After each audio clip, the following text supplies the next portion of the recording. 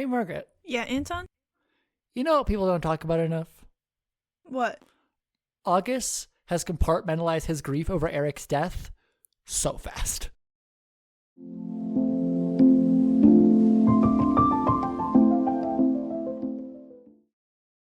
Welcome to People Don't Talk About, Young Royals. I'm Anton, my pronouns are he, they. And I'm Margaret, my pronouns are they, them. And we're people here to discuss the show our friends are sick of hearing us talk about. If that sounds like you, stick around. If your friend sent you this podcast out of a desperate attempt to get you to watch Young Royals, take this as a sign. Go watch Young Royals, then come back to this podcast. Anton, what are we talking about today? Today we'll be having a character discussion of August in Season 1, Episode 4, having decided to, as we say on this podcast, assassinate him. Boo! In this discussion, we won't be summarizing the plot of the episode because we already did that. If you need or want a refresher, head back 7 episodes in our feed to our most recent This Week at Hilarska for a full breakdown. This episode discussion will likely be all over the place, so strap in. You have been warned. I want listeners to start this episode, and Margaret to start this episode, just by looking at the episode art that I've chosen for this episode. Yeah. I'm looking at it.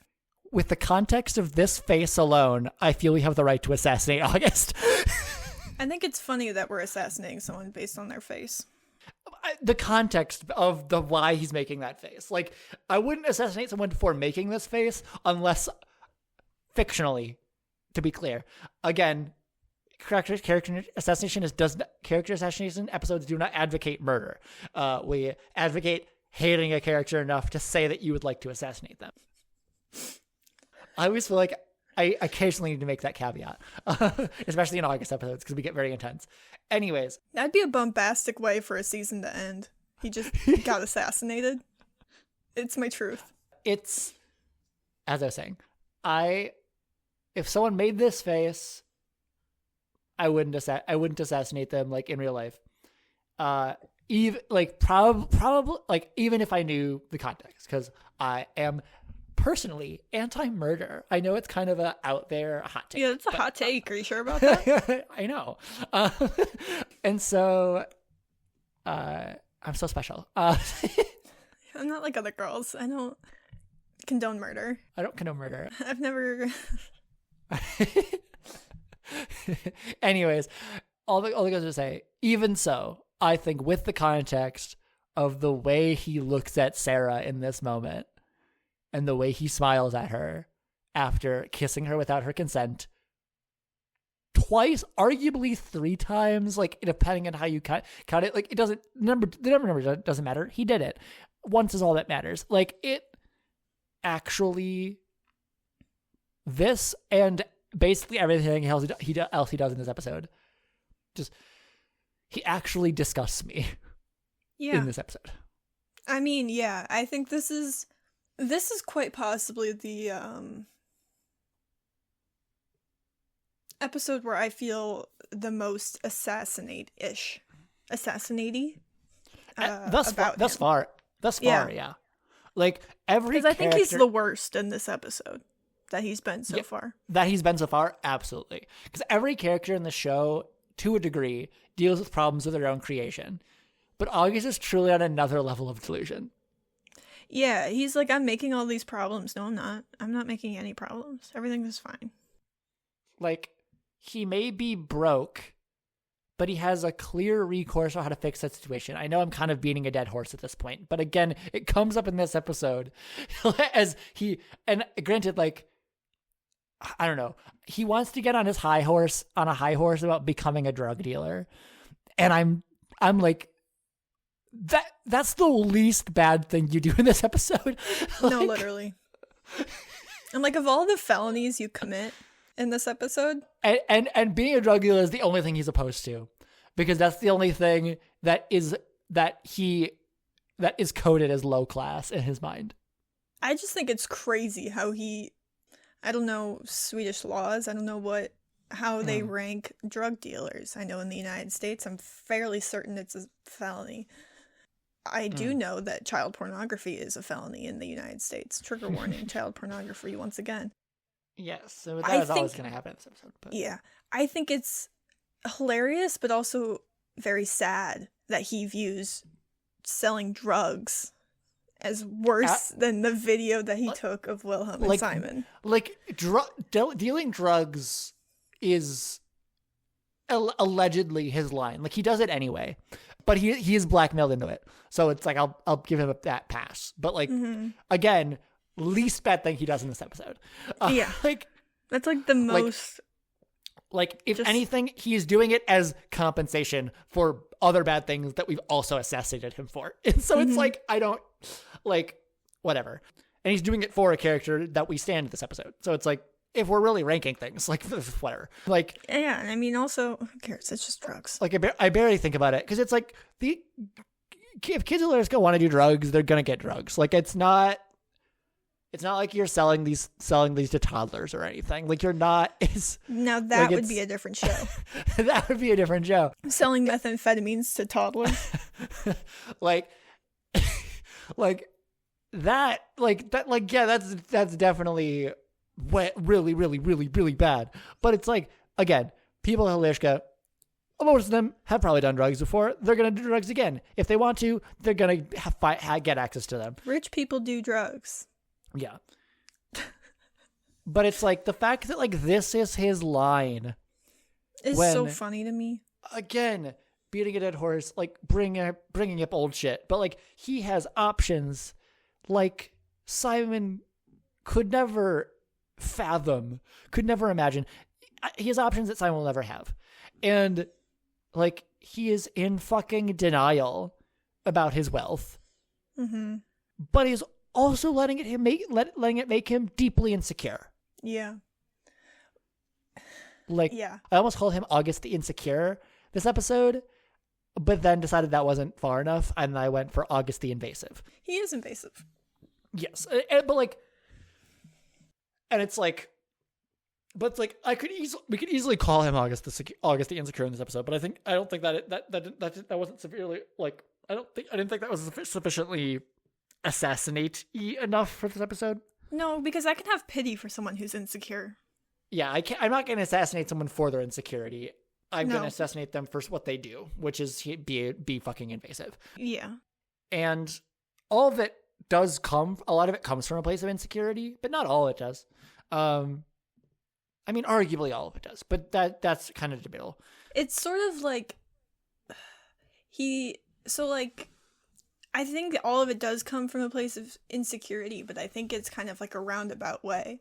So like when he kisses Sarah, yes, he's doing it to get back at Felice because he's insecure about her friendship with Wilhelm, but he's also just doing it because he's petty. Yeah. You know? I don't know. He's petty enough to be insecure about that and act on it. But something we need to call out. And this was almost my cold open, but I didn't want to like, I want it to be, I shouldn't build it up too much because it's not that funny, but I like how I worded it. Okay. August's severe allergy to reading The Fucking Room has given him a girlfriend who stays with him for his status quo, who doesn't even like him. I swear. Yeah. I don't think he's ever read The Room a day in his life. I mean, we called him August the Clueless at one point. Like, it's... Yeah, before we started recording this episode, Anton and I were talking about allergy testing. He's reading The Fucking Room allergy. Would it be...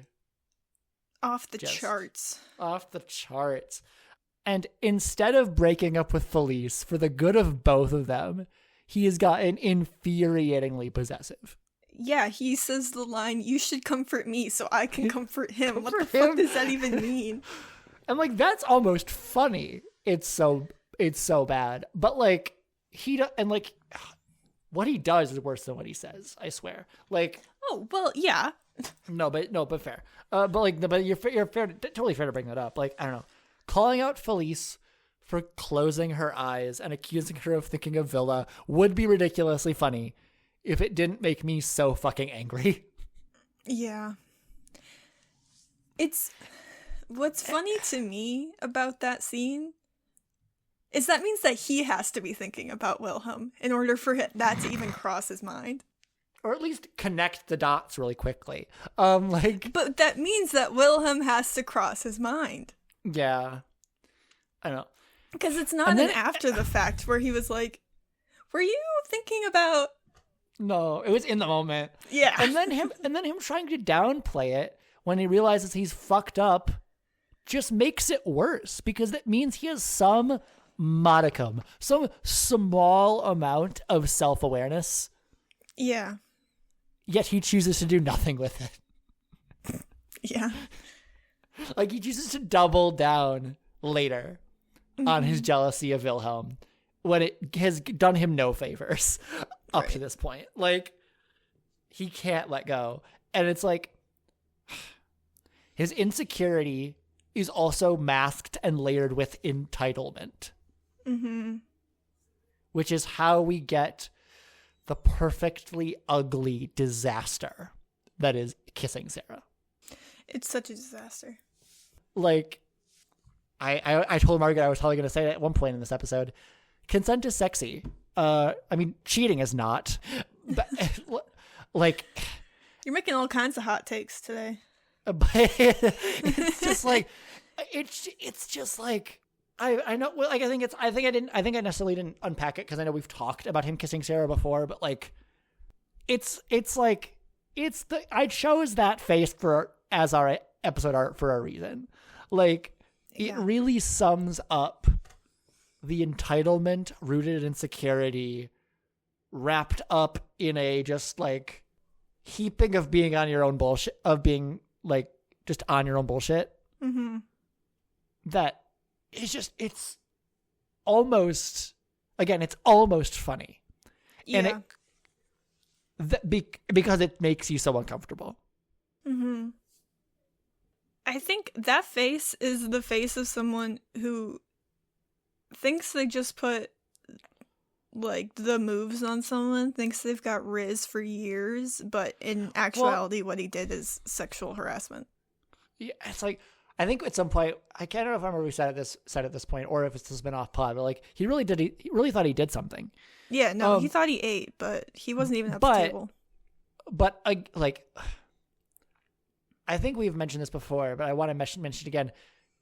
He's not thinking about Sarah, and that wasn't about Sarah. It was because Sarah is in some way affiliated or like is friends with Felice.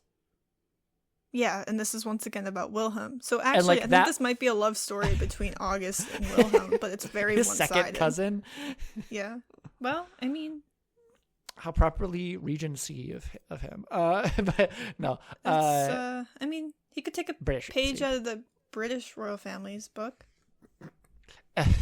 But like, it's like, it is just he's trying to pay Felice back for something he doesn't want her to ever find out about. Yeah. I would imagine.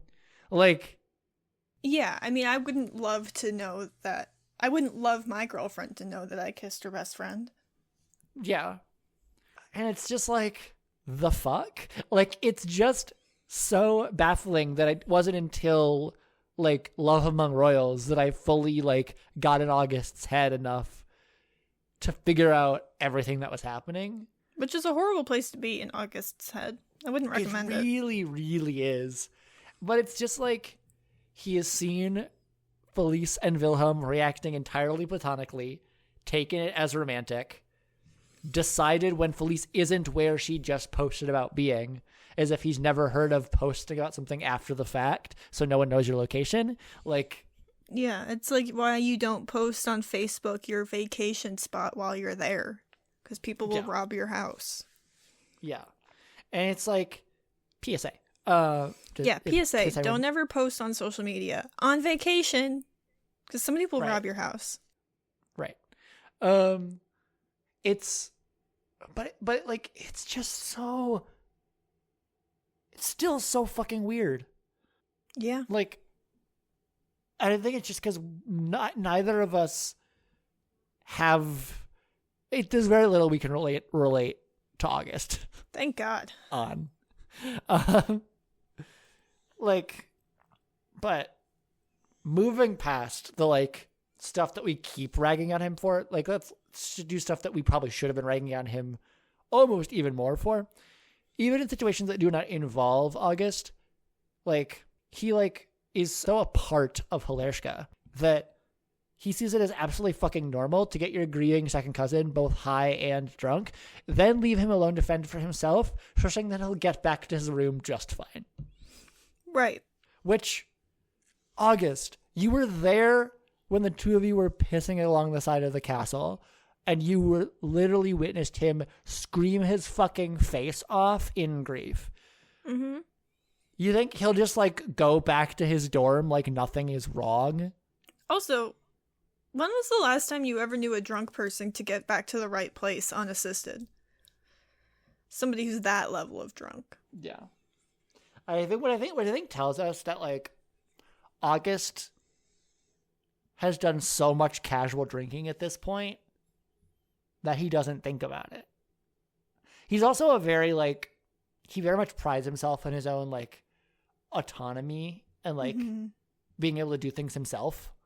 Yeah. But I think he just kind of puts that on other people a lot of the time. Yeah. Which, like, yeah. And then you film your second cousin having sex through his fucking bedroom window. Obviously. I feel like we shouldn't even need to talk about this. Mostly because I don't want to talk about this, and partially because it's, like, obviously that's an like that assassinatable. Again, that alone is an assassinatable offense. But, like, I want to sit with how gross this would be even if Villa was a girl. Was with a girl. Even if Villa was a girl, it would be worse. Even if Villa was with, like, was sleeping with a girl. Yeah. I mean, it's invasive no matter what was. Yeah, exactly. And then you add on the angle of queerness and everything becomes equally fucked in a totally different way. You're either interfacing with misogyny or homophobia. Pick your poison. Like, choose your fighter. Right. Like, I don't know. And it's like, here's the part where I do my best attempt at, shout out to last week's episode. Empathy can be a little toxic, and my toxic trait is still trying to find a way to caveat what I'm saying. I mean, I honestly figured out that I can't. Like, but this is going to be us me figuring out I can't. Because, like, my best attempt at doing that was August is also grieving, but none of his actions in this episode feel tied to his grief around Eric. No. Which goes to my cold open. Like, I think August's greater experience with the loss of a loved one has allowed him to compartmentalize Eric so fucking fast. Yeah. Like, he just kind of puts it in the same box that he put his grief around his father. And just, like, it just kind of, it's just there. Like, it isn't hitting him as hard, I think, because he's felt that wound before, and it's not, like, fresh in the same way. Yeah. I think... I mean, also, Eric wasn't August's entire world. Right. But I also feel like August is not in tune with his emotions. Yeah. Or, in some ways, a victim to his emotions in the same way that Wilhelm tends to be. Yeah, like, Wilhelm lets his emotions run the show a lot of the time. Yes. And the times when he lets logic take over, it's not his own logic. It's that he is so tired that he just goes with the flow and does what's expected of him. Yep. Like, whereas, like, August, like, I don't know, all of his actions in this episode may be attributed to traits and trauma that he already possessed. Mm-hmm. But, like, that's kind of my point. Like, that makes his escalation in this episode both expected and unacceptable. Right. Because he doesn't have, as much as he tries to use it in this episode, he doesn't really have the excuse of grief because it doesn't seem to really be associated with any of his actions. All of his actions really are tied to his own insecurity around the fact that he's no longer wealthy. Mm-hmm. Like, that has nothing to do with Eric. Right. No longer wealthy, and also I don't know, he has weird insecurities around Wilhelm that I don't know are fully related to wealth, but are potentially, quite possibly, at least partially related to wealth. Well, I think that he wouldn't be jealous of Wilhelm if Wilhelm wasn't the crown prince. No, he wouldn't give a shit about Wilhelm if Wilhelm wasn't the crown prince. Right. And so it's like, I think, again, it just comes from a place of insecurity. And I think that insecurity manifested as like a certain level of like admiration and like adoration for the royal family and like for Eric specifically. Yeah. But now that I think the one way that Eric being gone has affected him is I think it's almost made his insecurity worse because he's seeing the royal family is just like their usual way of like going about things in action of now Wilhelm is crown prince, someone who in his heart of hearts, I do not think, or at least I think August is not sure if Wilhelm is actually deserving of being crown prince. Mm-hmm. At the very least, like the question I keep asking, like, does he actually believe in Wilhelm? I think he doesn't know. Yeah. And he's not asking himself the question, but I think if he did, he wouldn't know the answer. I don't think he'd know the answer. I also don't think I think he thinks he could do the job better. Yeah. Because he is both insecure and full of himself at the same time. Right, because he masks his insecurity with a strong like internal belief in his own entitlement. Yeah. Which I honestly don't know if he fully believes his own entitlement, but I think he's so on his own bullshit that I have to like at least believe that he like it's a conscious thing. Subconsciously, I don't know if he fully buys into it, but who even knows? Like that's getting deeper than I think either of us can go. Yeah, that's fair. August does so many heinous things in 1-4 that it's actually difficult for me to list them all. But should we try? Yeah. Let's see. We start off the episode pulling Felice away from Wilhelm. Yeah. When she tries to hug him, or like patting her back, basically being like, "That's enough. Don't stop hugging your friend." Yeah. Then we have. What happens next? Is next to the kiss. He's mildly. Okay, before that, he is mildly rude to Christina on the phone, but that's like not anything. Yeah, but then he like realizes who he's talking to. Right. Yeah. Oh, we didn't touch on August's body dysmorphia, but that's really just tied to his insecurity, I think, ultimately. Well, yeah, and also trauma. It's just a whole thing. But it's like again, like that, like someone having body dysmorphia is like it's tied to like basically none of what he does in this episode. Pretty much, it's a symptom of things we've already talked about, and brushing off Nils when he calls Wilhelm, like it just has a casual moment of classism with one of his best friends. Yeah, and it's so like flippant as well.